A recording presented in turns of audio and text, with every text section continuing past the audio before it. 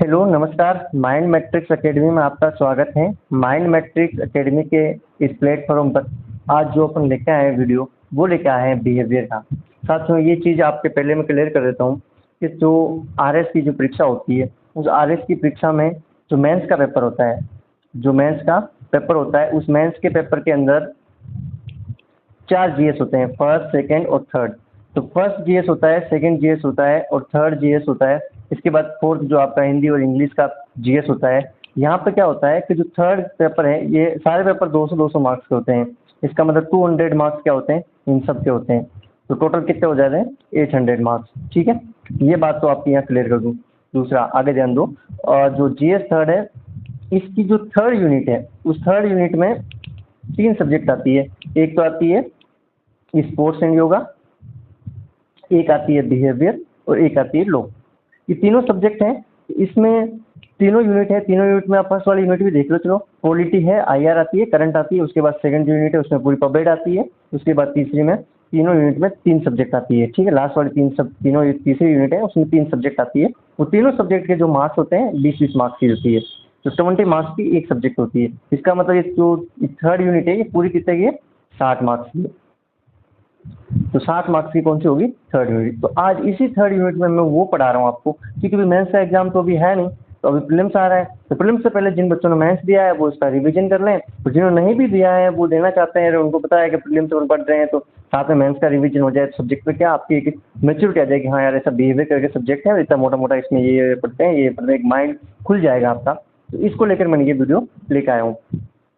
तो इसमें जो मेनली अपन डिस्कस करेंगे वो बिहेवियर के रिवीजन करेंगे, और इसमें वो रिवीजन करेंगे जब मैंने मेंस दिया पिछले साल, तब मैंने जो नोट्स बनाए थे, शॉर्ट नोट्स, उन नोट्स को ही मैं लेके आया हूँ यहाँ, ताकि आपको पीडीएफ भी अवेलेबल भेज दूंगा मैं। माइंड मैट्रिक्स करके हमारा जो टेलीग्राम चैनल है इस पर मैं पीडीएफ भेज दूंगा। उस पीडीएफ को आप अपने पास सेव कर लें, प्रिंट करा लें, और हो सके तो उन नोट्स से आप साथ में रखें, उन्हीं से पढ़ते रहें, आगे उसी में वैल्यू एडिशन करते जाएं, या आपके पास जो नोट्स है उसमें ऐड कर लें। ऐसे करके मेरे शॉर्ट नोट्स हैं। शॉर्ट नोट्स देखो मैंने ऐसे बनाए कि जो पीडीएफ के पेज होते हैं वो टोटल 9 पेज में मेरा वो पूरा काम है।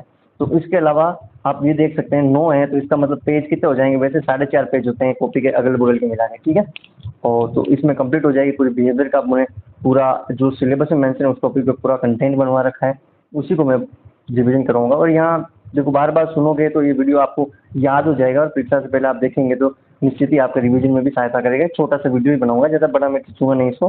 तो इसमें जो मेनली करेंगे, क्या पढ़ेंगे अपन, बिहेवियर पढ़ेंगे। बिहेवियर का एक रिवीजन की तरह पढ़ेंगे और शॉर्ट नोट्स पढ़ेंगे। ठीक है, बिहेवियर बहुत आसान सब्जेक्ट है। अब बिहेवियर देखो, व्यवहार तो आपको बिल्कुल ईजी भी लगेगी। ठीक है, यहाँ देखना आप बिहेवियर के जो टॉपिक है, पहले अपन सिलेबस भी डिस्कस कर लें। तो सिलेबस क्या आता है, उस सिलेबस में देखो एक तो आती है बुद्धि। ठीक है, अब बुद्धि के टाइप दे रखे हैं, कोग्निटिव, इंटेलिजेंस, सोशल, इमोशनल, इसके अलावा कल्चरल और स्पिरिचुअल। ठीक है, इनको पढ़ना है। इसका मतलब बुद्धि पढ़ेंगे, बुद्धि क्या होती है उसके टाइप्स पढ़ लेंगे अपन, और फिर कुछ एक्स्ट्रा कुछ देखेंगे तो साथ में देख लेंगे। ठीक, और चारों बुद्धि को अपन अलग अलग देख लेंगे एक बार। ठीक, इसके बाद इसको इसको बढ़िया देख लेंगे। स्पिरिचुअल इंटेलिजेंस आ सकती है, इस बार संभावनाएं भी हैं, तो पिछली बार आ चुकी है, तो इसलिए मतलब ये सारी आ चुकी है, इनमें ज़्यादातर ये आ रही है बार बार, तो इस बार संभावना है कि इसकी आ जाए। इसलिए आप थोड़ा बहुत इनको एक बार पूरी सब्जेक्ट को पढ़ लेंगे इसमें। इसके बाद पर्सनैलिटी पढ़ेंगे, चाहे बच्चे तो बोलते हैं इसको हिंदी में।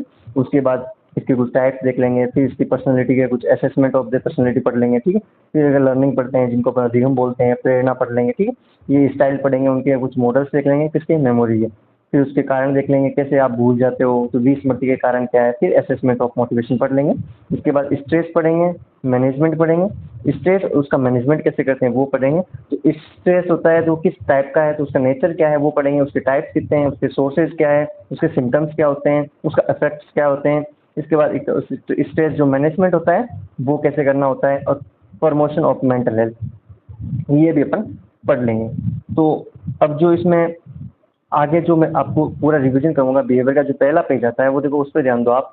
देखो सबसे पहला है सांस्कृतिक बुद्धि वाला जो टॉपिक है वो भी इसमें है।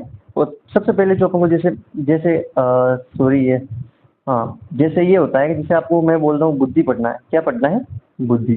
तो इस पे ये डायमेंशन अपने दिमाग में खोल लेना कि सबसे पहले क्या पढ़ेंगे, बाद में क्या पढ़ेंगे, और पूरा डिस्कस करोगे। तो सबसे पहले इसको पढ़ेंगे भाई, इसकी डेफिनेशन क्या होती है, इसकी परिभाषा क्या होती है। फिर पढ़ेंगे इसके टाइप्स कौन से हैं, ठीक। फिर प्रत्येक टाइप को अलग अलग देख लेंगे, फिर इसके कुछ विशेष होंगे वो अपन देख लेंगे, भाई किसी के अनुसार क्या है, किसके अनुसार डेफिनेशन क्या है, वो सारी यहाँ पे डिस्कस कर लेंगे। तो कुछ टाइप्स इसका प्रभाव देख लेंगे, क्या बुद्धि पे और चीज़ का प्रभाव पड़ता है कि नहीं पड़ता, वो भी अपन देख लेंगे। तो यहाँ क्या पढ़ लेंगे अपन, प्रभाव भी देख लेंगे, ठीक है, प्रभाव वगैरह देख लेंगे। अब इसमें जो मैं इसको जूमिंग कर, एक मिनट जूम कर देता हूँ, आपको कम दिख रहा होगा शायद, इसमें विजिबल नहीं हो रहा होगा। एक बार इसको मैं जूम कर लेता हूँ, फिर उसको ऊपर स्क्रॉल कर देंगे। तो सबसे पहले पढ़ते हैं अपन बुद्धि, क्या पढ़ते हैं अपन, बुद्धि पढ़ेंगे सबसे पहले। तो बुद्धि के बिहेवियर की सब्जेक्ट जो चल रही थी, अब इसमें सॉरी ये चल रहा है, एक मिनट है ना। तो सबसे पहले अपन पढ़ रहे हैं बुद्धि, बुद्धि पढ़ रहे हैं, सबसे पहले बुद्धि पढ़ेंगे, ठीक है। इस बुद्धि की डेफिनेशन भी देखते जाएंगे साथ साथ, और इस बुद्धि की कुछ आगे टाइप्स देखेंगे, ठीक है। सबसे पहले देखते हैं इसको इंग्लिश में क्या बोलते हैं, देखो इसका इंटेलिजेनिया, ठीक है, इंटेलिजेंटिया इसको बोलते हैं, लेकिन वैसे इंटेलिजेंस वगैरह, ठीक है। इसमें दो शब्द हैं उससे बनी है बुद्धि। तो एक तो बना इंटर, एक है लेजर, दोनों से बना है।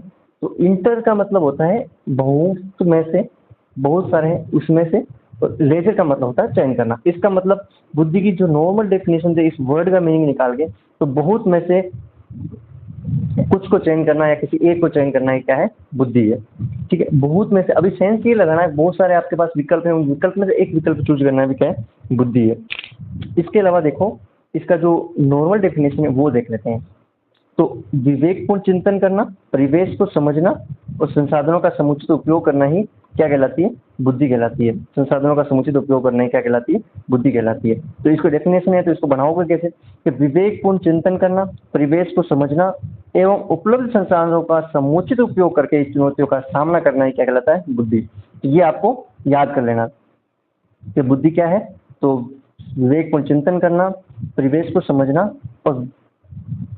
समझना और संसाधन है जितने भी आपके पास, उनको समुचित उपयोग करके चुनौतियों का सामना करना क्या कहलाता है, बुद्धि कहलाता है। देखो अब पूछते हैं कि ऑक्सफोर्ड के अनुसार क्या है। तो इसमें डेफिनेशन याद रख लेना आप, पलक। अब देखना पलक का मतलब क्या है, यहाँ सेंस वो भी ध्यान देना। पलक का सेंस है, पलक देखना, पलक को देखना, परसीविंग, रिएक्शन करना, लर्निंग, अंडरस्टैंडिंग, नोइंग, ठीक है, ये पलक का मतलब होता है। तो ऑक्सफोर्ड के अनुसार बुद्धि की परिभाषा क्या है, परसीविंग, लर्निंग, अंडरस्टैंडिंग और नोइंग, ठीक है। अब इसके बाद आता है गार्नर और स्टेनबर्ग, इसके अनुसार क्या डेफिनेशन है। तो पर्यावरण के अनुकूल अपने आप को क्या कर लेना है, परिमार्जन कर लेना, पर्यावरण के अनुकूल परिवर्तन, परिमार्जन क्षमता। इसका मतलब है पर्यावरण के अनुसार अपने आप को ढाल लेना ही क्या है, बुद्धि है। तो ये किसने दी डेफिनेशन, गार्नर, स्टेनबर्ग ने परिभाषा दी कि पर्यावरण के अनुकूल अपने आप को ढाल लेना, पर्यावरण के परिवर्तन के अनुकूल ढाल लेना ही क्या कहलाता है, बुद्धि कहलाता है, अपने आप को ढाल लेना, ठीक। बीने, तो बीने को याद करना, वैसे बीने वैसे बोध करना, ठीक है, इसे याद रखना। तो अच्छा बोध करना, अच्छा तर्क करना और अच्छा निर्णय करना, निर्णय लेना ही क्या है, बुद्धि कहलाती है। इसके बाद वेस्लर आता है। देखो वेस्लर को जब पढ़ते हैं ना, तो इसको सीधा बुद्धि से लिंक करके पढ़ना। देखो बुद्धि से लिंक तो क्या हो ही है, लेकिन इसकी जो डेफिनेशन है ना, पर रियल जो मोटी डेफिनेशन पढ़ेंगे ना, मेन डेफिनेशन क्या लिखेंगे, जब एग्जाम में जाएगी सिंपल बुद्धि की परिभाषा लिखे, तब आपको ये लिखना है। और उसके साथ यदि वेस्लर पूछता है तो आपको ये तो लिखना ही है, साथ में ये लिख देना, स्व उद्देश्यपूर्ण व्यवहार करना। इसका मतलब कैसे हो गया कि विवेकपूर्ण चिंतन करना, परिवेश को समझना और संसाधनों का समुचित उपयोग करना, और समुचित उपयोग और चुनौतियों का सामना करना तथा स्वदेशीपूर्ण व्यवहार करना ही क्या कहलाता है, बुद्धि कहलाता है। ये परिभाषा किसने दी, वेस्लर ने दी। इसके बाद जब आगे चलते हैं तो सबसे पहले देखो बुद्धि के टाइप्स देखते हैं। सबसे पहले बुद्धि के टाइप्स देखें, जो मेजर टाइप्स हैं वो है संज्ञानात्मक बुद्धि, जिसे अपन कोग्निटिव इंटेलिजेंस बोलते हैं। इसके बाद भावनात्मक बुद्धि, इसके बाद सामाजिक बुद्धि। इनके अलावा जो बुद्धि है वो भी मैं आपको बता देता हूँ, समाकलित बुद्धि, आध्यात्मिक बुद्धि और सांस्कृतिक बुद्धि, ठीक है। अब इन जो बुद्धि वाला जो चैप्टर है, इसी को एक बार मैं स्क्रॉल करता हूँ, एक मिनट इसमें थोड़ा, ठीक है। अब देखना है इसको, हाँ अब इसमें देखना संज्ञानात्मक बुद्धि। संज्ञानात्मक बुद्धि का मतलब समझे, कोग्निटिव इंटेलिजेंस। कोग्निटिव इंटेलिजेंस का मतलब नहीं समझे आप, इधर देखना एक बार, मैं बताता हूँ आपको। कोग्निटिव इंटेलिजेंस, कोग्निटिव इंटेलिजेंस, इसका मतलब सीधा आप रखना, पढ़ाई से लिंक कर लेना। किससे कर लेना, पढ़ाई से, इसका मतलब पढ़ते होते क्या करते हो, कुछ याद करते हो, ठीक है, एक तो आप याद करते हो, एक आप क्या करते हो, तर्क करते हो, फिर आप क्या करते हो, कुछ सीखते हो, ठीक है। इसका मतलब जहाँ जहाँ आप ये सोच, आपके माइंड में एक थीम है ना कि यार इसका माइंड बहुत तेज है, तो वो वाली थीम सारी इसमें फिट कर लेना कि वो अच्छा याद करता है, तर्क अच्छा करता है, ये करता है। तो यही है संज्ञानात्मक बुद्धि से क्या मतलब, याद करना, तर्क करना, सीखना आदि क्या है संज्ञानात्मक बुद्धि। अब इस पर ये ध्यान देना, इस पे ये ध्यान देना कि ये जो है ना व्यक्तिगत भेद करती है, अमूर्त है कौन सी बुद्धि, वस्तुनिष्ठ है, अभिसारी है और पर्यावरण से प्रभावित होती है। कौन प्रभावित होती है, बुद्धि, याद रखना, ठीक है। संज्ञानात्मक बुद्धि के मामले में यदि किसी नाम आता है तो वो किसका आता है, जीन प्याजे का।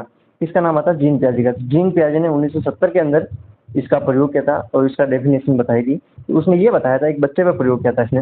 उसने बताया कि जैसे जैसे बच्चे की आयु बढ़ती जा रही है, जैसे जैसे बच्चे की एज बढ़ रही है, उसका कार्य क्षेत्र भी बढ़ रहा है, और जैसे जैसे कार्य क्षेत्र बढ़ेगा उसकी बुद्धि में भी कैसा होगा, विकास होगा। तो ये का उसने बताया कि बुद्धि का विकास कैसे होता है, ये उसने दिया था। किसने दिया था, जीन प्याजे। और कब दिया, 1970 में दिया, ठीक है। इतना तो आपने देख लिया। अब आगे चलते हैं और अच्छा दिखाता हूँ आपको। हाँ, तो शुरू करते हैं। देखो इसमें जो इसने डिवाइड किया है वो देखना, वो कैसे डिवाइड किया। इसमें एज क्राइटेरिया डिवाइड कर दिया, जैसे 0 से 2 ईयर तक का, 2 साल तक का है लड़का, फिर 2 से 7 तक का, फिर 7 से 11 तक का, फिर 11 से प्लस वाला। इस तरह से उन्होंने डिवाइड करके बताया कि किस किस तरह से विकास होता है बच्चे का। तो देखो सबसे पहले विकास होता है इंद्रिय जनित। इसका मतलब अपने इंद्रियों इंद्रियों से कुछ सीखता है, जैसे आप उसका हाथ लगाते हैं या फिर वो मलमूत्र वगैरह त्याग के, इस तरह से भी जो उसके अंदर जो अवस्था है वो अवस्था में जो सीखता है, ठीक है। इसके बाद आती है पूर्व संक्रियात्मक। पूर्व संक्रियात्मक अवस्थाएं हैं जहाँ देख के वो सीखता है। इसके अलावा मूर्त, मूर्त जहाँ होता है वो खिलौने वगैरह इनसे सीखता है कुछ चीजें। फिर इसका अमूर्त, इसके बाद वो सोचने लगता है कि भाव क्या होते हैं, व्यक्ति का एक्सप्रेशन क्या होता है, इसके मन में अंतर विचलित क्या होता है, इस तरह की मान्य भावनाएं जो अमूर्त है, जो दिखती नहीं है, उनसे सीखता है। जिस तरह से इसका एज क्राइटेरिया बढ़ता है। इसके अलावा जब हम बात करते हैं दूसरी बुद्धि की, तो आप इस बुद्धि पे तो आप यहाँ तक देख लें कॉग्निटिव इंटेलिजेंस में कि भाई जीन प्याजे का नाम आया है, 1970 है, याद करना, तर्क करना सारा किसमें, संज्ञानात्मक बुद्धि में शामिल होता है। इसके बाद बच्चे की आयु बढ़ती है, आयु बढ़ेगी तो कार्य क्षेत्र बढ़ेगा, और कार्य क्षेत्र बढ़ेगा तो धीरे धीरे क्या होगा, बुद्धि भी बढ़ेगी। इसके बाद इसकी जो 4 अवस्थाएं हैं वो देख लो आप। इसके बाद जो आप देखते हैं अगली बुद्धि पे चलते हैं। अगली बुद्धि की डेफिनेशन कौन सी है, भावनात्मक बुद्धि। तो भावना सब में होनी चाहिए, और भावनात्मक बुद्धि एक अच्छे समाज सेवी व्यक्ति की पहचान है। तो आप लिख सकते हैं ना कि विशेषताएं भी लिख सकते हैं। इसमें याद करना होता है, तर्क करना शामिल होता है, सीखना शामिल है, इससे संबंधित जीन प्याजे हैं। इसका बच्चे पर प्रयोग, इस बुद्धि पर सबसे पहले बच्चे पर प्रयोग किया गया था, बच्चे के क्षेत्र में ये पॉइंट बताए गए थे। इस तरह से लिख के भी आप विशेषताएं पूरा कर सकते हैं। बिहेवियर में वैसे आपको बताया 150 वर्ड का क्वेश्चन आता है, और एक मैक्सिमम कितने वर्ड का आता है, 15 वर्ड का क्वेश्चन आता है। तो वहाँ छोटे छोटे रूप में आपको तैयार करना है, और इसकी ज़्यादातर ये संभावनाएं 2 नंबर वाले डेफिनेशन पूछते हैं। इसके बाद पढ़ते हैं भावनात्मक बुद्धि। क्या पढ़ते हैं मित्रों, भावनात्मक बुद्धि। चलो भावनात्मक बुद्धि देखते हैं। सबसे पहले देखो भावनात्मक बुद्धि में क्या देखोगे आप, तो भावनात्मक बुद्धि से संबंधित कुछ 2 नाम देख लो आप, एक और एक दूसरा। पहला नाम है सेलोनी और मेयर, ठीक है, ये नाम याद रख लेना।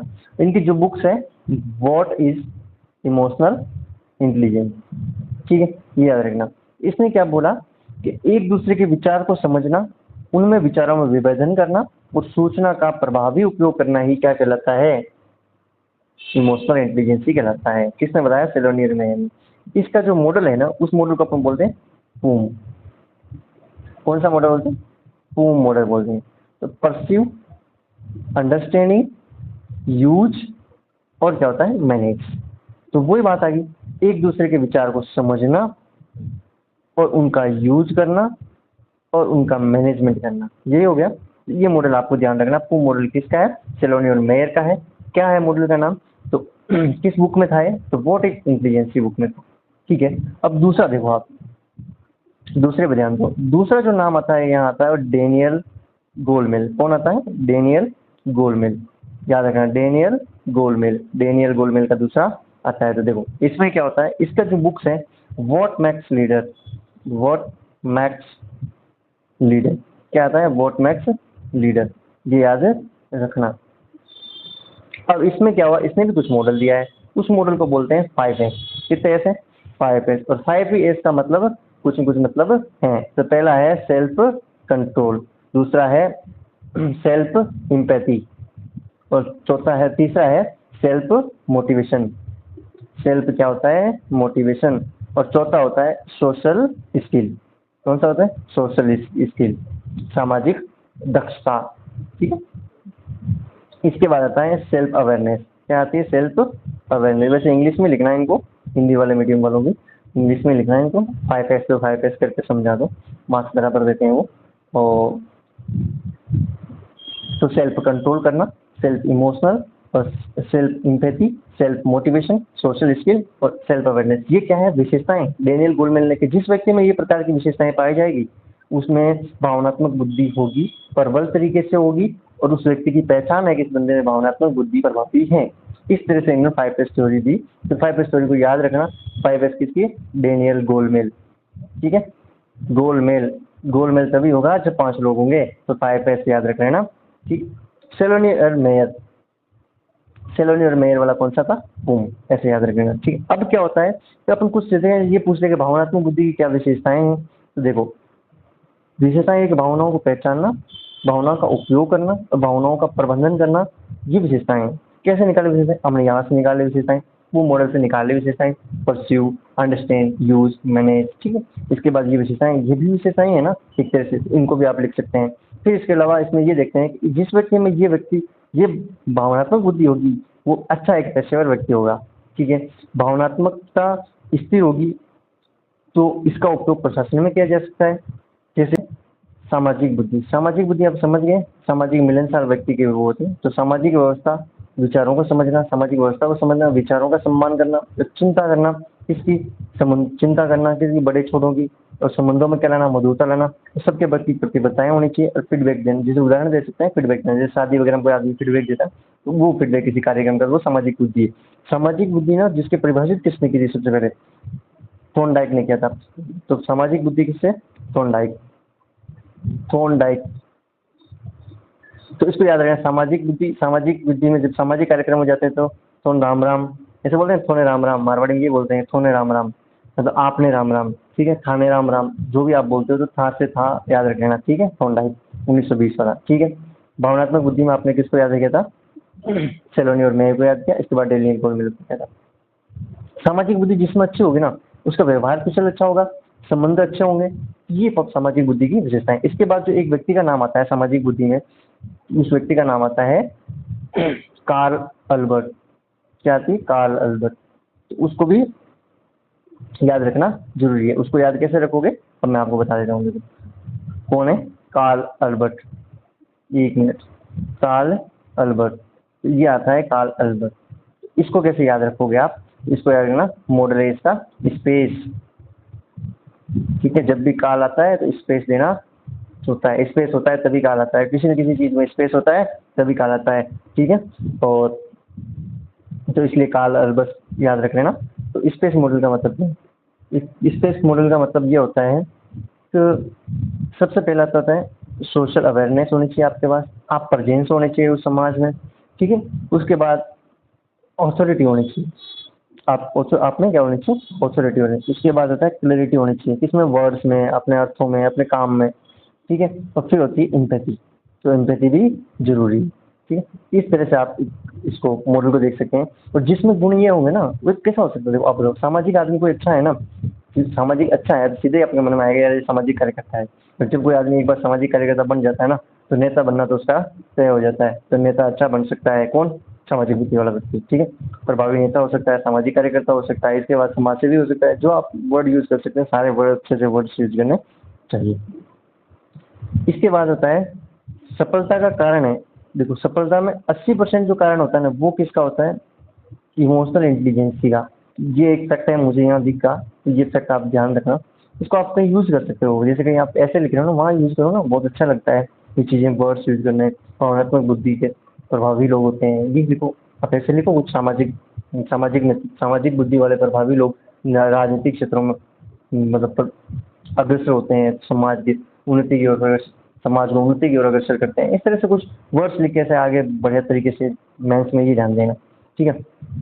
और फैक्ट भी होने चाहिए, आर एस में फैक्ट भी जरूरी है, ठीक है। दूसरी और उसके बाद जो बुद्धि है, आप सांस्कृतिक बुद्धि देंगे। तो सांस्कृतिक बुद्धि क्या हो सकती है आगे बताओ। संस्कृति के हिसाब से क्या हो सकते हैं, रीति रिवाज हो सकते हैं, वहाँ के कुछ लोगों के जो मतलब जो लोग किसी रीति रिवाज को, विश्वास को या परंपरा को मानते हो, वो हो सकते हैं। तो ऐसे याद रखना कि रीति रिवाज, विश्वास, परंपरा और अभिव्यक्ति के अनुसार ढलना ही क्या है, सांस्कृतिक बुद्धि है। सांस्कृतिक मूल्य संरक्षण है। सांस्कृतिक बुद्धि क्या करती है, मूल्यों का संरक्षण करती है। कौन से मूल्य, सांस्कृतिक मूल्य, तो ये भी याद रखना।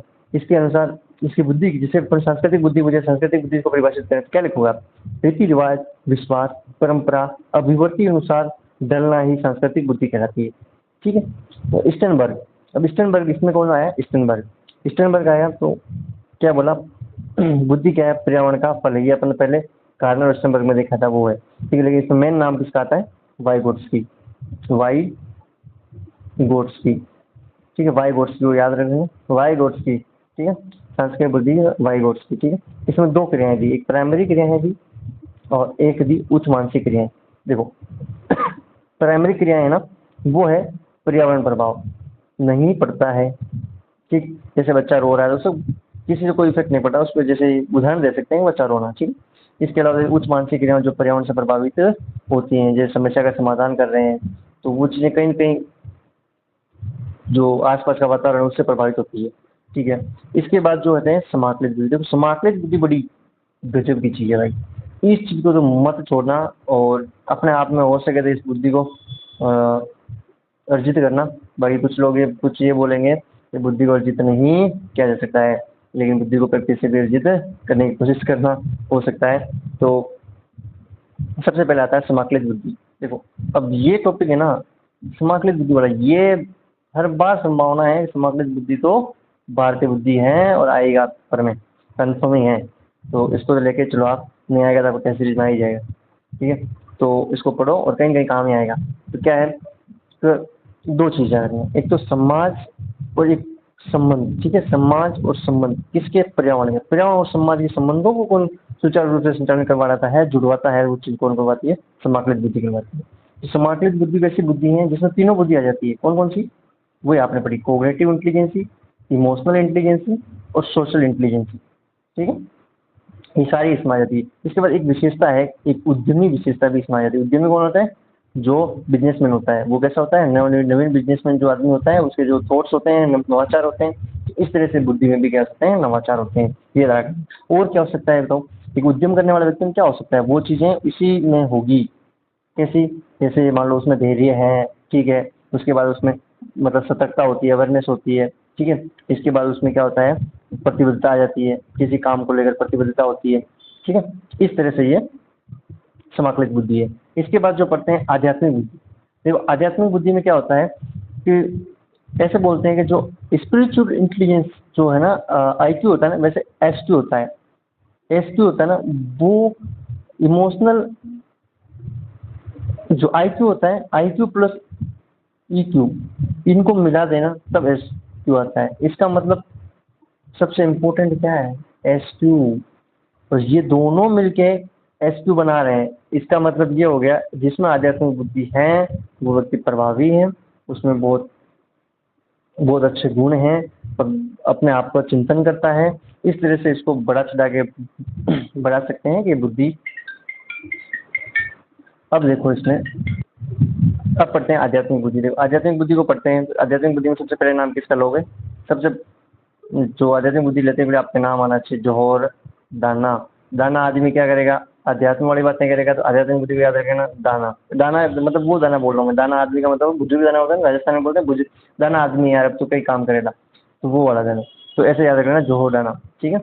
और किससे है, आध्यात्मिक बुद्धि। इन्होंने क्या बोला था कि भाई साहब, जो आध्यात्मिक बुद्धि है ना, वो अंतिम शक्ति है। जितनी बुद्धि आपने अर्जित की और आपने आध्यात्मिक बुद्धि अर्जित कर ली, तो फिर आपके बेड़े पार है। तो बहुत सागर से आपकी नौका पार है, ये है। तो इसमें क्या होता है, इसमें इसकी विशेषताएं देखो, अर्थ मूल्य होते हैं, ठीक है। अर्थ मूल्यों को जो समझ लेता है वो आध्यात्मिक बुद्धि में आता है। ठीक है, इसमें क्या हो सकता है, स्वयं को जानना, ठीक है, मानवीय मूल्य अपनाना और सामाजिक उद्देश्यपूर्ण व्यवहार करना, ये क्या कहलाता है, आध्यात्मिक बुद्धि। जब इसकी डेफिनेशन पूरी होती है क्या लिखोगे, स्वयं को जानना, मानवीय मूल्य अपनाना और सामाजिक उद्देश्यपूर्ण व्यवहार करना ही क्या कहलाता है, आध्यात्मिक बुद्धि कहलाता है। इनकी जो बुक थी उसका नाम था spiritual intelligency is the ultimate intelligence. ठीक, याद रखोगे, इनकी बुक का नाम याद रखना, एक बार नोट्स को पढ़ोगे ना आप तो आपको याद हो जाएगा। ठीक है, इसको और क्या नाम बोलते हैं, देखो इस आध्यात्मिक बुद्धि को, जो स्पिरिचुअल इंटेलिजेंस है, इसको और क्या नाम बोलते हैं, इसको बोलते हैं परम बुद्धि। क्या बोलते हैं, परम बुद्धि, याद रखना है। और दूसरा होता है सुबुद्धि, अच्छी बुद्धि है तो क्या बोलोगे, सुबुद्धि, याद रखना, ये भी एक अच्छा है। इसके अलावा जो एग्जाम्पल दे सकते हो, जैसे कि यार आध्यात्मिक बुद्धि का एग्जाम्पल दूँ तो आपको बताया ओशो, ठीक है, और सदगुरु, ठीक है, इस तरह से आप इनको जगह सकते हैं। इसके अलावा विकसित कैसे होती है, तो देखो ये अलग से मैंने लिखा है, तो इसको आप यदि मेंशन करो ना आपके उसमें आंसर राइटिंग में तो बहुत अच्छा लगेगा। जैसे जैसे सब चिंतन करना, दृढ़ संकल्प, फिर इसके बाद एकाग्रता, इनसे क्या करते हो आप इस आध्यात्मिक बुद्धि को विकसित कर सकते हो। इसका महत्व क्या है, तो मानव में क्या होती है, मानवतावादी है, करुणा भाव होता है, जीव इत्यादि के प्रति दया होती है। आप जो भी लिखो ना, एक साधु की क्या क्या विशेषताएं हो सकती है, एक साधु की क्या क्या विशेषताएं, वो सारी विशेषताएं इसमें इंक्लूड होती है। ये यहाँ तक तो आप याद रख लो लोगे। अब चलते हैं आगे, देखें आगे बढ़ते हैं अपन आईक्यू के बारे में। तो देखो आईक्यू के लिए एक फॉर्मूला दिया था, किसने दिया था, अब देखो सबसे पहला क्वेश्चन आपके माइंड में भी आया था वगैरह आईक्यू है। ठीक है, आईक्यू का फॉर्मूला किसने दिया, तो विलियम स्टर्न ने दिया। ठीक है, अब देखो इसका फॉर्मूला क्या दिया कि मानसिक एज ऊपर आती है कि आपके माइंड किस एज का सोच रही है, फिर माइंड किस एज का सोच रहा है, फिर इसके बाद आपकी रियल एज क्या है और उसको कर दो मल्टीप्लाई 100, और जो इसका आंसर आएगा वो आपका आएगा आईक्यू। ठीक है, इस आईक्यू के आधार में बताऊंगा कैसे आप आपको भी जज कर सकते हैं कि हमारी जो बुद्धि है वो किस टाइप से है। ठीक है, और कितने लोग हैं उसमें, मतलब कितने मतलब परसेंट के लोग इस क्राइटेरिया में, हमारी बुद्धि वाले क्राइटेरिया में आते हैं। ठीक, इस तरह से आप मैं वो भी बता दूंगा। ठीक, अब ये देखो आईक्यू आ जाएगा आपका। इसके लिए आप देखो मानसिक बुद्धि कैसे देखते हैं, तो आजकल जब गूगल करोगे मेंटल एज के गेम्स, तो वो गेम्स आते हैं, उन गेम्स में कुछ विकल्प वो एवैसे आते हैं, एमसीक्यू क्वेश्चन के टाइप आते हैं, उनमें आप जो 10-12 क्वेश्चन जो भी देगा उसमें आप जो टिक मारेंगे उसके अकॉर्डिंग आपका वो बता देगा भाई आपकी मेंटल एज कितनी है, इतनी है। हालांकि वो झूठे होते हैं, इसको मापना बहुत मुश्किल है। अब जो इसका ग्राफ देखो कि कितने लोगों में ये बुद्धि पाई जाती, कितने कितने मतलब आईक्यू का लेवल क्या क्या है, कितने परसेंट लोगों में कितना है। तो सबसे पहले आपको ग्राफ बनाओगे, सबसे पहले बीच में ले लो। बीच में कहाँ से स्टार्ट करोगे, तो मैं तो ये मानता हूँ 90 से 109 पर, या 109 कर लोगे तो कितना है, 50% लोग हैं। ठीक है, इसके बाद 90 के बाद आपको कितने, 10 आगे चलो 19, इसके बाद चलो 29। ठीक है, ये कर लिया। फिर इसके बाद आपको इधर से भी आपको कम करते करते चलना, तो 80 और एक कर लिया आपने 70। अब देखो इसका क्या होता है, फिक्स है 50% इधर है, इसके बाद 16.1% है, तो इधर भी कितना है 16.1% लोग हैं, और इधर भी कितना है 6.7% लोग हैं, इधर 2.2% लोग हैं, इधर भी 2.2%, इधर भी 6.7। इसका मतलब आप बीच वाली लाइन पकड़ लेना, 90 से 109, तो इधर से जोड़ देना, इधर भी इधर से जोड़ देना, तो बीच का निकाल लेना। इस तरह से आपका ये काम तो हो जाएगा। ठीक है, 16.2 याद रखना, 50 याद रखना, इसके बाद 6.7 याद रखना, इसके बाद 2.2 याद रखना। ठीक है, इसके बाद देखो अब सबसे बड़ा इंपॉर्टेंट चीज़ है, इसका प्रभाव देखते हैं। देखो प्रभाव में क्या देखोगे आप, देखो प्रभाव मतलब ये एक बुद्धि पे किसका प्रभाव है यार, बुद्धि कैसे विकसित हो रही क्या हो रही है। देखो जब वो एक प्रयोग करते हैं, आनुवंशिकता का प्रयोग करते हैं, तब जुड़े हुए बच्चे थे ना उनमें के 0.90, इसका मतलब था 90% सिमिलरिटी थी जिन लोगों में, जिन बच्चों में, जब जुड़वा बच्चे हैं उनमें। लेकिन जब उनका लालन पालन अलग अलग जगह करवाए, अलग अलग जगह हुआ, मतलब अलग अलग परिवार में जब उनका लालन पालन हुआ, तब उनमें जब देखा गया तो उनमें 0.72, इसका इसका मतलब ये 72% ही सिमिलरिटी पाई गई है। याद रहेगा, तो इसका मतलब क्या हुआ, इसका मतलब कि जब बच्चा छोटी एज में होता है तब तो जो उसका बुद्धि का जो विकास होता है, जैसे जैसे एज बढ़ती है वो किसके अकॉर्डिंग बढ़ती है, किसके अकॉर्डिंग, पेरेंट्स के अकॉर्डिंग। कौन से पेरेंट्स, जो आनुवंशिक हैं। लेकिन जैसे वो कुछ एज बाद जैसे जैसे वो अलग परिवार में पालन पोषण हो रहा है, तो उसका जो बुद्धि का विकास हो रहा है वो उस फैमिली के अकॉर्डिंग हो रहा है जो लालन पालन कर रही है। इसका मतलब प्रारंभ में तो किसके गुण होंगे, उसके रियल माता पिता के। लेकिन जैसे जैसे एज बढ़ेगी तो वास्तविक माता पिता के गुण कम होते जाएंगे, तो जिसने गोद लिया है उस माता पिता के गुण बढ़ते जाएंगे। तो ये याद रखना। ठीक, तो ये पर्यावरण का प्रभाव हो गया एक तरह से। और दूसरा होता है लैंगिक कारक से प्रभावित है क्या? इसका आंसर हमको हमेशा लिखना है कि लैंगिक कारक से प्रभावित बुद्धि नहीं है, क्योंकि यदि लैंगिक कारक से बुद्धि प्रभावित होती तो या तो सारी महिलाएं एसडीएम होती या फिर सारे ही लड़के एसडीएम होते हैं। तो ऐसा पॉसिबल नहीं है कि भाई लैंगिक कारक से प्रभावित होती हैं, ऐसा मत लिखना। ऐसा मत को पॉजिटिव लेके लिखना कि लैंगिक कारक से प्रभावित नहीं होती है, अपन को पता है लैंगिक कारक से प्रभावित नहीं होती। ठीक, अब इसके बाद देखते हैं एक थोंडाई के नाम करके एक व्यक्ति था। उस व्यक्ति ने क्या किया? उस व्यक्ति ने अच्छा किया, आपके लिए अच्छी परिभाषाएं डाल दी, आपको पढ़ने के लिए मजबूर कर दिया। ठीक है, इतना ही है, इतना नहीं है, ध्यान दो सही से। थोंडाइक है, कौन है? थोंडाइक। थोंडाइक को थोंडाइक मैंने याद करवाया था। थोंडाइक कैसे याद रखोगे? थोन राम राम या थाने राम राम। ठीक है, थाने राम राम या थोने राम राम, जो भी आप बोलते हो, तो किसमें बोलते हो? सामाजिक कार्यकर्ता में बोलते हो, इसलिए आप याद रखना। ठीक है, बुद्धि के प्रकार किसने बताया इसने? देखो साहब, इसने बुद्धि के आप कई जगह आप 2 लिखे हूँ, कहीं 3, लेकिन आप ध्यान रखना। एक तो बता दिया आपको मूर्त बुद्धि, एक बता दिया अमूर्त बुद्धि, इस एक के बाद बता दिया सामाजिक बुद्धि। ठीक है, अब इसमें ये ध्यान देना मूर्त बुद्धि किसमें होगी? देखो मूर्त, मूर्त का समझ गए, जो चीजें दिखती है, जिस पे जिसकी बुद्धि चलती है, दिखने वाली चीजों पे यदि किसी की बुद्धि चलती है। एग्जाम्पल दूंगा तब समझ में आएगा आपको। लिखो एग्जाम्पल, इंजीनियर। ठीक है, दूसरा अमूर्त बुद्धि दार्शनिक हो गया। ठीक है, दार्शनिक हो गया। तो ये एग्जाम्पल है, दार्शनिक की जो विशेषताएं होती है वो सारी किसकी? अमूर्त बुद्धि की है। और जो इंजीनियर की विशेषता है वो मूर्त बुद्धि में आ जाएगी। इसके बाद सामाजिक बुद्धि क्या है? तो इसने बोला इसकी लुगाई से हमेशा झगड़े रहते थे, इसको तो इसे याद रखना ना कि मेल और फीमेल एक दूसरे को समझने लग जाएं, तो वही क्या है? व्यवहार प्रबंधन करने लग जाएं और एक दूसरे को समझने लग जाए। ये कौन सी बुद्धि है? सामाजिक बुद्धि है। तो इस तरह से इसने डेफिनेशन दी, याद रख लेना। और थोंडाई का नाम आता है, सामाजिक बुद्धि दिमाग में हमेशा रहनी चाहिए, मैं मानता हूँ। और ये तीनों बुद्धि के प्रकार किसने बताए? इसने बताया। ठीक है, अब साथियों अब पढ़ते हैं अपन व्यक्तित्व। देखो व्यक्तित्व पढ़ते हैं। अच्छा, इसके ऊपर ये लिखा हुआ है कि जो स्पिरिचुअल इंटेलिजेंस जिस व्यक्ति में होती है, उस व्यक्ति के क्या क्या गुण हैं। ठीक है, तो व्यक्ति के गुण क्या है? गुण क्या है?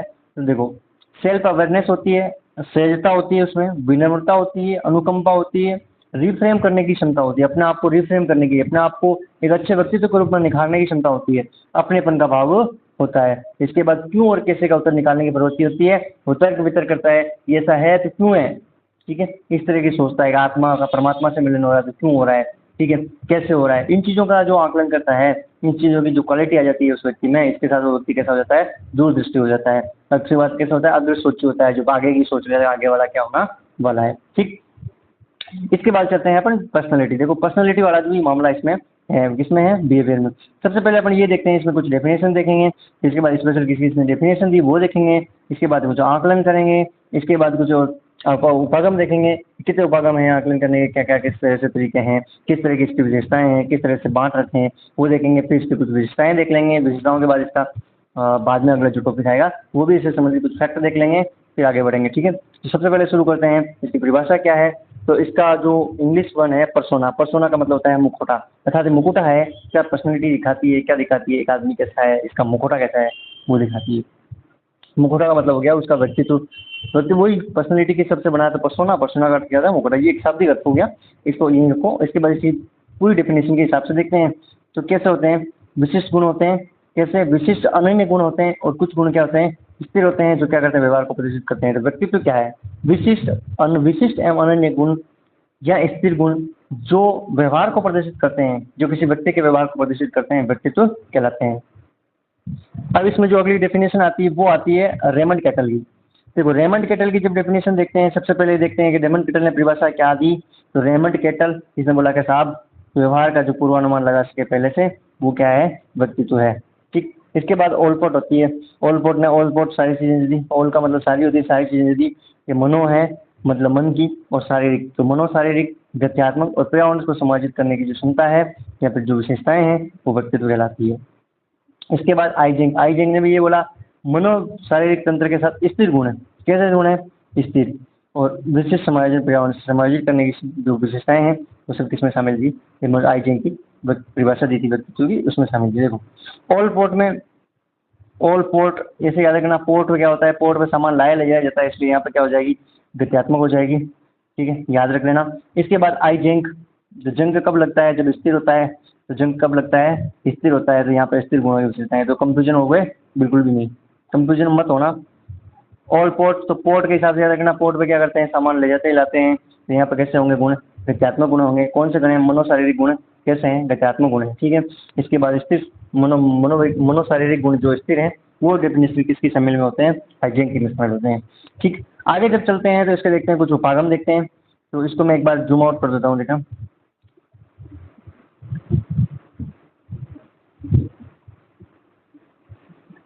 चलो अब इसमें शुरू करते हैं कुछ चीजें। तो इसमें देखो, सबसे पहले देखते हैं उपागम, देखते हैं कि किस तरह से अपन देख सकते हैं कि व्यक्तित्व कैसा है, इसका व्यक्तित्व कैसा है, इस व्यक्तित्व में कैसी विशेषताएं हैं, उसको लेकर उपागम जो उपागम दृष्टि को जाता है उसके ऊपर चर्चा करें। तो उपागम के टाइप्स देखते हैं। सबसे पहला टाइप्स होता है प्रारूप उपागम होता है।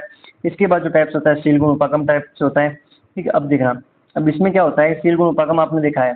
तो शील गुण उपागम में क्या होता है, उसमें क्या होता है, मैं सारी चीजें एक करता हूँ, देखने के बाद ध्यान देना इधर। और तो उपागम हो गया, एक शील गुण उपागम होता है, एक मनोवैज्ञानिक उपागम। लेकिन अच्छी बात यह है कि दोनों ही आपके सिलेबस में शामिल नहीं है, मेंस में शामिल नहीं है, सिर्फ कौन सा है, प्रारूप उपागम। तो प्रारूप उपागम देख लेते हैं। शील गुण का भी कुछ है, वो अपन आगे देख लेंगे। सबसे पहला है सेल्डन। तो सेल्डन से सेल्डन से एप, इसका मतलब किस आधार पर इसने डिफाइन किया है व्यक्तित्व को, शेप के आधार पर। तो याद रख लोगे, से सेल्डन से शेप, किसके आधार पर, शारीरिक बनावट के आधार पर तो स्वभाव को निर्धारित करते हैं, ठीक है। तो इसमें जो कैसे कैसे होते हैं लोग, गोलाकृतिक लोग होते हैं, लंबाकृतिक होते हैं, आयताकृतिक। इसकी सबसे बड़ी विशेषताएं कौन सी पता है, गोलाकृतिक आदमी है उस आदमी को ले लो, उसकी विशेषताएं सारी इसमें लिख दो, शामिल है। लंबाकृतिक आदमी कैसा है, उसकी सारी विशेषताएं उसमें लिख दो। आयताकार कैसा है, उसकी सारी विशेषताएं उसमें लिख दो। ये व्यवहारिक प्रश्न है, ठीक है। तो कैसे गोलाकृतिक देखते हैं, मोटे होते हैं, गोल होते हैं, तो कहने की बात है, ठीक है। खाने पीने में रुचि रखते हैं, मोटे लोग हैं तो खाने पीने में रुचि रखते ही हैं। उसके बाद मृदुल हैं, और क्या है, नींद निकालने के बड़े शौकीन है, तो कैसे हैं, आराम पसंदी लोग होते हैं, ठीक है। दूसरा मिलनसार व्यक्तित्व होते हैं, ठीक है। इसके बाद होता है लंबाकृतिक। लंबाकृतिक व्यक्ति कैसे होते हैं, देखो, पतले होते हैं, लंबे होते हैं, कलात्मक होते हैं, कुशाग्र बुद्धि के होते हैं, अंतर्मुखी होते हैं, पतला आदमी, ये विशेषताएं हैं, ठीक। इसके बाद होता है आयताकृतिक। आयताकृतिक का मजबूत शरीर होता है, ठीक है। दूसरा मजबूत शरीर होगा तो क्या होगा, ऊर्जावान होगा, साहसी होगा, आक्रामक होगा। इस तरह से आप इसको देख सकते हैं। इसके बाद हिपोक्रेट्स। हिपोक्रेट्स होता है ना, तो हिपोक्रेट्स ने द्रव का आधार पर दिया, तो शरीर में जो द्रव पाया जाता है उसके आधार पर दिया। देखो, जिसमें खून दौड़ता है कैसा होता है, उत्साही होता है, तो इसको कौन सा द्रव पाया जाता है, ब्लड। इसके बाद कप होता है। कप कहाँ होता है, तो देखो कप जमता है सांस की प्रक्रिया में, मतलब फेफड़ों में जब कप जम जाता है तो वो कहता है, एक कैसे देखते हैं कि श्लेष्म, मतलब श्वास वाली चीजें हैं, तो ऐसे याद रख लेना, श्लेष्मिक। श्लेष्मिक व्यक्तित्व जो है उसमें क्या आएगा, उसका द्रव कौन सा होगा, कफ होगा। इसके बाद कोपशील। कोपशील होते हैं ये लोग हैं, ठीक है, उसका कौन सा, ये लोग। इसके बाद विवादी याद रख लेना, काला। विवादी काला याद रखना, इसको कफ याद, इसको ये ब्लड याद रख लेना, इससे आपका ये कोपशील भी आपको याद आ जाएगा, फिर ये लोग, ठीक है। और इसमें दोनों विशेषताएं देखते हैं। देखो, जिसमें ब्लड उत्साही व्यक्ति है उसमें क्या है, आशावादी है, खुश मिजाज है, उस जैसे एग्जाम्पल देख लेते हैं। और जो तारक मेहता का चश्मा चलता है उसमें कौन है, छोटी भाई, कैसा है, उत्साही। इसके बाद श्लेष्मिक देखते हैं, तो वो देख लो, जो निर्णयोन्मुखी है, अपने परिणाम से लोगों को मतलब फैन बनाता है, ठीक है। तो वो कौन हो सकता है, जैसे रोहित शर्मा हो गया। इसके बाद कोपशील की देखते हैं, तो शांत होता है, सहानुभूति होती है उसमें, शारीरिक शक्तिशाली होता है। इसके अलावा होता है विवादी। विवादी कैसा होगा, अंतर्मुखी होगा, मन ही मन में कुछ कुटिल कार्य करता रहेगा और अंत में भड़ास निकाल देगा सारी, तो ऐसा आदमी होता है, ठीक है। और इसमें जो विशेषताएं हैं निराशावादी। और याद करने के लिए देखो, एग्जैक्ट एग्जांपल तो क्या दूं, लेकिन एक अमित शाह को याद रख सकते हो विवादी के रूप में, लेकिन ऐसा नहीं कि विवाद हो जाए, तो उसके ऐसा नहीं है, ऐसे याद रखने के लिए एक नॉर्मल सा रख सकते हो। और इसके अलावा जो है विशेषताएं हम अगले देखते हैं, चरक संहिता। देखो, अब चरक संहिता में ध्यान दो। चरक संहिता हिंदुत्व, ये इसकी हिंदू नीति शास्त्र में इसका है, मतलब भारतीय मनोविज्ञान में, ठीक है, भारतीय मनोविज्ञान में इसकी विशेषताएं हैं। तो उसकी देखो आप, सत, रज और तम, क्या दर होगा, सत, रज और तम, दोनों याद रखना। सत्य से कैसा होगा, सदाचारी होगा, सीधी सी बात है। से सदाचारी, से सत्याचारी, ठीक है। तो कैसा होगा, सत्यवादी होगा, सदाचारी होगा, अनुशासनकारी होगा, ठीक है, अनुशासन को धारण किया होगा, ठीक है। इसके अलावा आता है रजो, ठीक है। अब देखना, रज्जो को बाद में बताऊंगा आपको। सत्य बताया, से सत्वगुणी और सत्यवादी, याद हो गया। इसके बाद देखो तमोगुणी। देखो, तमोगुणी से याद रखना, तय से तमो होता है, इसे याद रखना, तय से तांतु जो करता है। क्रोधी कैसा होता है, अहंकारी होता है, क्रोधी होता है, अवसादपूर्ण होता है, असहाय की भावना रखता है, किसी को चोट पहुंचाने का काम करता है। इस तरह के जो है उग्र स्वभाव का वो कैसा है, तमोगुणी। इसके बाद होता है रजोगुणी, ये इनका दोनों का बीच का देख लो कि इसमें कुछ गुण ये होंगे। तो तीव्र इच्छा होगी, भौतिकतावादी होगा, असंतोष होगा उसमें, और एक्सपर्ट होगा। ठीक है, ये एक्सपर्ट, ये सॉरी इसका है तो ठीक है। तो अब इसके बाद जो आता है वो आता है यूंग। देखो यूंग का है एक्सट्रोवर्ट और इंट्रोवर्ट। कौन है एक्सट्रोवर्ट और इंट्रोवर्ट, कौन है, यूंग के।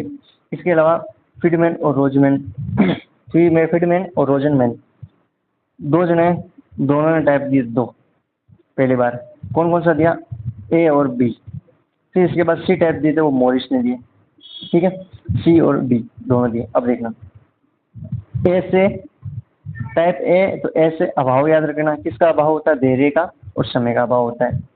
बी, बी हो गया ए का जस्ट उल्टा, तो धैर्यवान होगा, समय पर काम करेगा।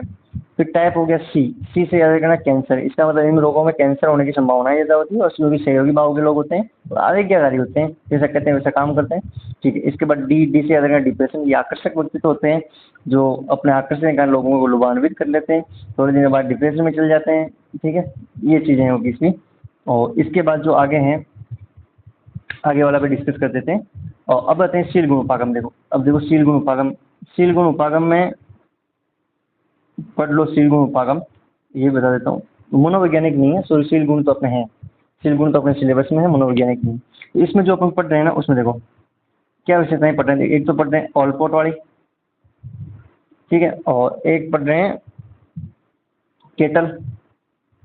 केटल के बाद क्या बोलते हैं, पोल कास्टा, रॉबर्ट मैकरे। रॉबर्ट मैकरे ज़्यादा याद रखना, ठीक है। इसके अलावा आइजिन। देखो दोनों विशेषता मैं बहुत अच्छा समझा दूंगा, इसके बाद आपको कोई कंफ्यूजन नहीं है, याद हो जाएगा। ठीक है, ये होगा जी।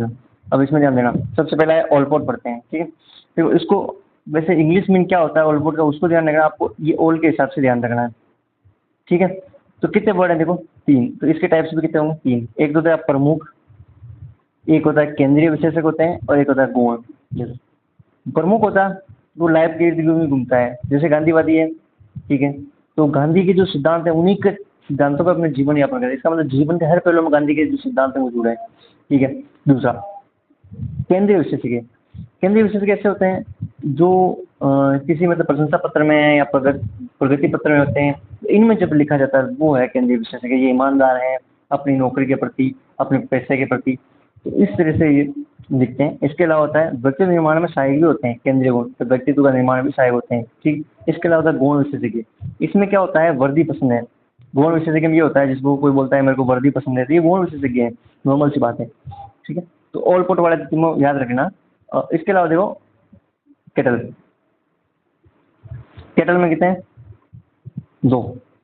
कौन सा, एक मूल है एक सतही। मूल मतलब जो अधिक स्थायी, स्थिर है, ईमानदारी है, इस तरह के गुण है। और इसके बाद सतही विशेषज्ञ होता है, उनमें क्या विजिबल होते हैं, जैसे सतही होते हैं वो दिख जाते हैं कि ये आदमी कितना दयालु है, ये कितना आदमी परोपकारी है, इस तरह से दिख जाते हैं। इसके बाद होता है रॉबर्ट मैकरे वाला। तो रॉबर्ट मैकरे ने 5 थ्योरी दी, उसका नाम है ओशियन। कौन सी थ्योरी दी, ओशियन। पहला कौन सा हो गया, ओपननेस। दूसरा होता है सी से हो गया कर्तव्यनिष्ठ। इसके बाद एक्सट्रोवर्ट हो गया। इसके बाद होता है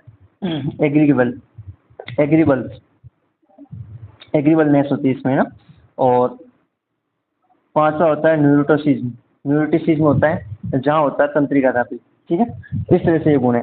अब देखो ये टाइप्स इसने बता दिए, किसने बताए, रॉबर्ट मैकरे ने। अब देखो और टाइप्स देखना, आइजिंग।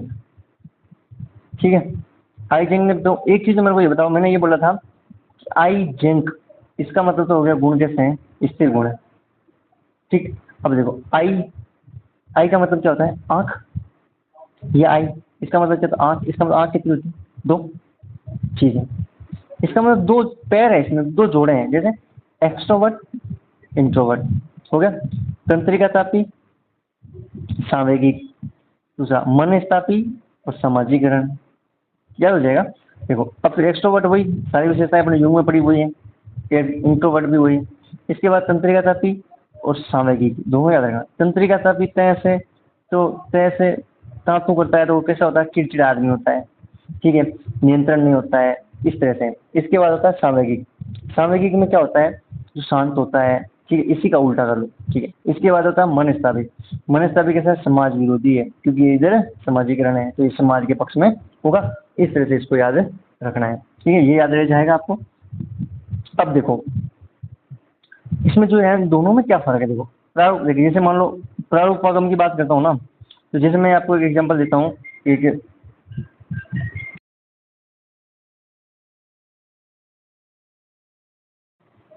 इसमें जो प्रारूपागम है और एक उपागम कौन सा था, मैं शील गुणोपागम। देखो दोनों को मैं बताता हूँ, अच्छे से समझाता हूँ। देखो इसको हटा देता हूँ प्रारूप।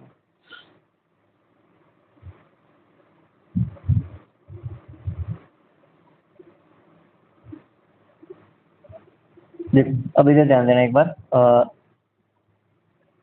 देखो प्रारूपागम है, पहला कौन सा है, प्रारूपागम। जिसमें एक स्केल लेता हूँ, इस स्केल में नंबर डाल देता हूँ मैं 15 ठीक है। तो अब प्रारूपागम जैसे एक सेट ये है, ए सेट मान लेता हूँ, बी सेट मान लेता हूँ, सी सेट मान लेता हूँ। अब आप ये बताओ, इसमें भी कुछ डाटा होंगे, कुछ संख्याएं होगी, कुछ इस लेवल पे होगा, कुछ इस लेवल पे होगा, कुछ इस लेवल पे होगा, लेकिन वो प्रारूपागम सबको यहाँ रखता है। समझ गए। तो प्रारूपागम क्या करता है, सबको यहाँ रखता है। दूसरा, अब पढ़ते हैं जैसे शील गुणोपागम। शील गुणोपागम क्या करता है, सबको एक पॉइंट पे रखता है। ये स्केल है, इस पॉइंट पे आदमी कैसा है, अगले पॉइंट पे कैसा है, सबकी विशेषताएं अलग अलग करता है। इसका मतलब सबसे प्रभावी कौन सा है हुआ, तो एक्यूरेट बता रहा है कौन सा हुआ, शील गुण। तो शील गुण कैसा है, देखो व्यापक है प्रारूप, लेकिन विस्तृत क्या सा है, शील गुण। Very good. अब आगे देखो, सामान्यकरण किसमें हो रहा है, प्रारूप में हो रहा है सामान्यकरण हो रहा है, लेकिन विशेषीकरण किसमें हो रहा है, शील गुण में। अगला देखो, समूह आधारित किसमें है, प्रारूप में, लेकिन व्यक्तिपरक किसमें वो चीजें हो रही। तो इस पॉइंट पे जो व्यक्ति है, स्पेशली इसमें ये क्वालिटी है। ठीक है, पूर्वाग्रह किसमें हो सकते हैं, इसमें।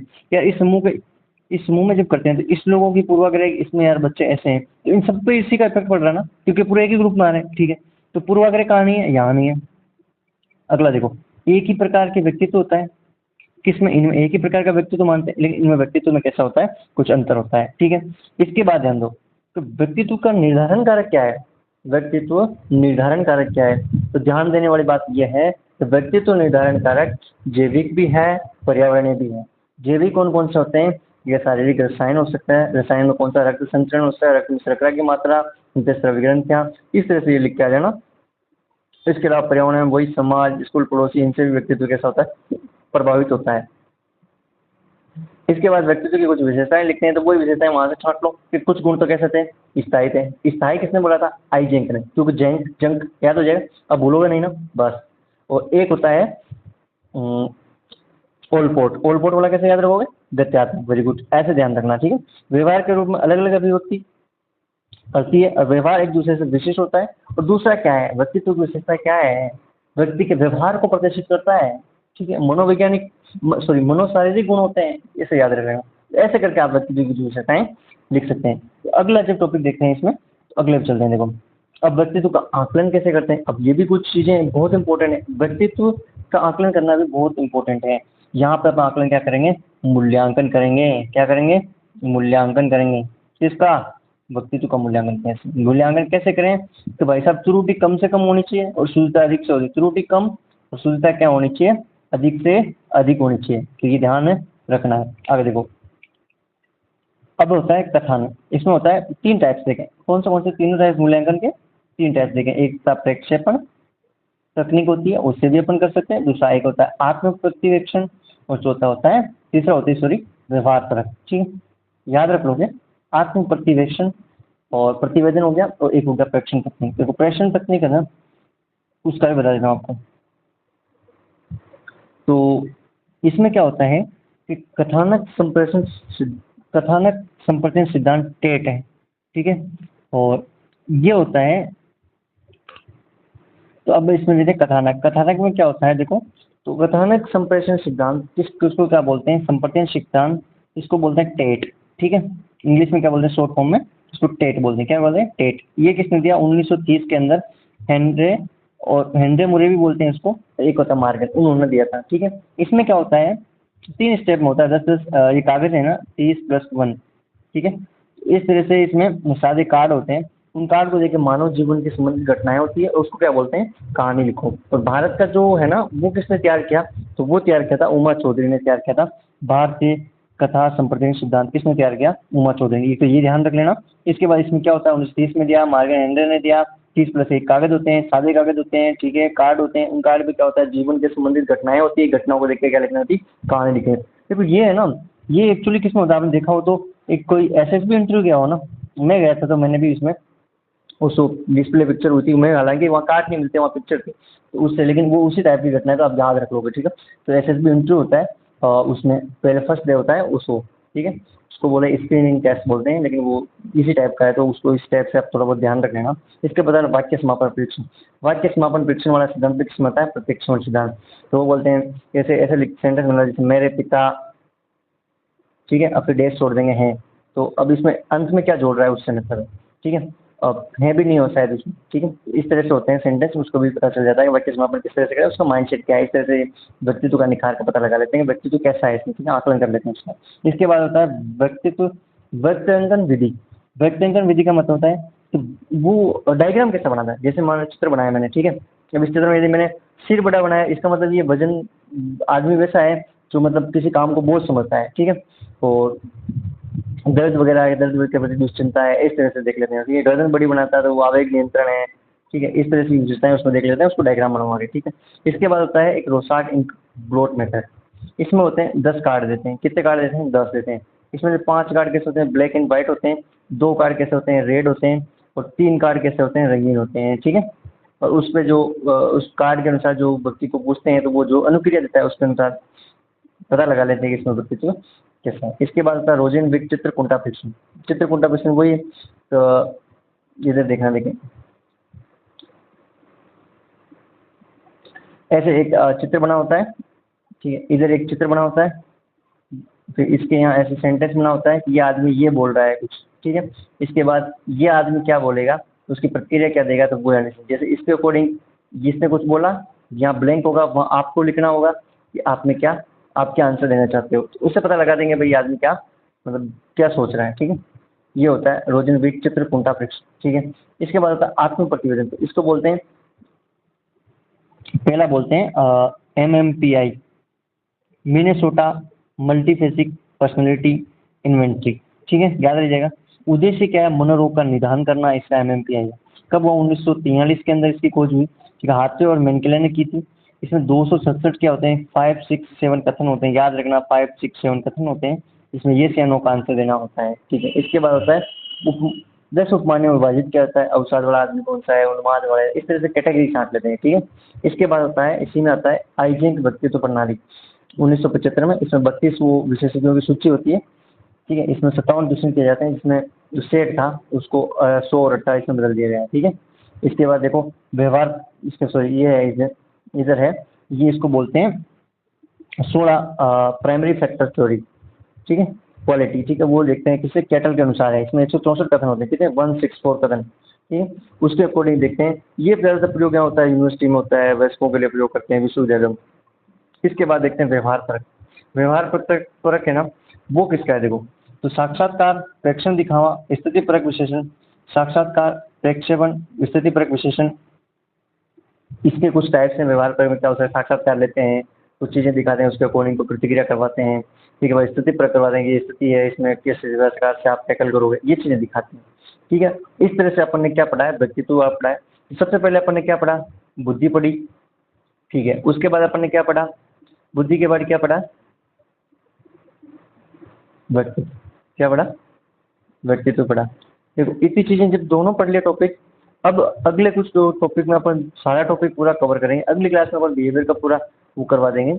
और बाकी इस बिहेवियर में जो रिवीजन हुआ, इसके आप कमेंट में बता देना इसमें क्या चीज़ें कमी रही, किसको मतलब आप और आगे वीडियो चाहते हैं, इस बिहेवियर के बाद किसका चाहते हैं, वो भी मुझे बता देना इसमें, ताकि मैं अगले वीडियो को भी प्रिपरेशन कर सकूं और आपके सामने लाऊं। और आप इस वीडियो को अधिक से अधिक शेयर करें, जिन्होंने मेंस दे रखा वो देखें, और जो प्रीलिम्स दे रहे हैं उनके पास टाइम है अभी, तो वो भी देख लें, एक बार रिविजन हो जाएगा पूरा। बाकी ये नोट्स में आपको मेरे माइंड मैट्रिक्स अकेडमी पर टेलीग्राम चैनल है, उस पर अवेलेबल करवा दूंगा, एक क्लास पर है, उसके बाद मैं पूरा PDF डाल दूंगा आपके समक्ष। और बाकी आपने रिवीजन करते रहना, इसको बार बार वीडियो देखोगे ना तो वो चीज़ें पता हो जाएगी, थोड़ी बहुत याद हो जाएगी। मैं लिंक करके पढ़ाने की कोशिश कर रहा हूँ। देखो अब ठीक है, तो वो ध्यान रखना और अपने आप की प्रिपरेशन में लग जाना। प्रीलिम्स की पढ़ते रहना, लेकिन साथ में कुछ सब्जेक्ट मेंस की पढ़ते रहना। या तो ये करना, प्रीलिम्स के जो सब्जेक्ट हैं और जो मेंस में कॉमन सब्जेक्ट हैं उन सब्जेक्ट को तो अच्छा कर लेना। इसके साथ एक छोटे छोटे सब्जेक्ट पढ़ सको तो बहुत अच्छा है, इसको पढ़ लेना। मैंने इसीलिए क्लास डाली है, 2 घंटे 1.5 घंटे की क्लास पढ़ेगी टोटली। तो आप क्वालिफाई कर लेना। इसके दोनों पार्ट है, एक पार्ट तो मैं अभी ये डाल दूंगा और अगला पार्ट भी मैं जल्दी लेके आ जाऊंगा। ठीक है, और धन्यवाद आप सभी का। इस वीडियो को शेयर करें, सब्सक्राइब करें। ठीक है, और बाकी आप कमेंट बॉक्स में बता दें कि आप क्या सुझाव देना चाहते हैं, वो भी मैं प्रेषित कर दूँ। और इसके अलावा अगला वीडियो किस सब्जेक्ट का चाहते हैं वो भी मुझे कमेंट बॉक्स में बता दें। Thank you.